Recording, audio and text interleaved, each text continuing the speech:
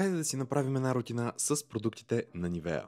От серията Expert Filler те имат 4 продукта и ще започна с този с хилуронова киселина за дълбока хидратация на кожата.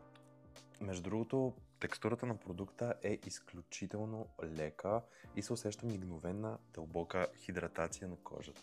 Не знам дали някой е използвал този продукт на Nivea, но аромата на тези продукти е абсолютно същия. Следващия продукт в тази рутина ще бъде витамин С серумът.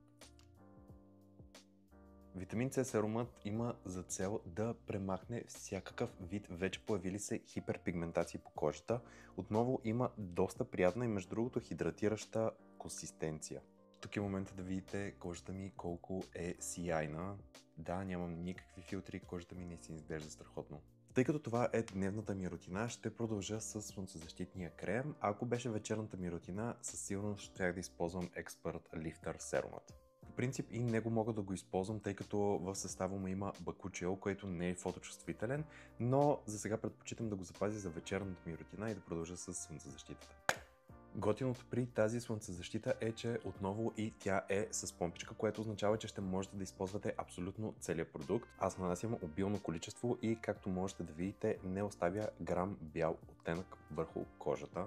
Отделно на това текстурата на продукта е изключително лека и гелообразна. И с това приключвам моята Nivea рутина само в 3 стъпки. Искам сега и вие да ми споделите дали използвате продуктите на Nivea, ако да, кой е вашият любим продукт, оставете ми в коментарите. И не забравяйте за още полезни видеа да цъкнете плюсчето и до скоро!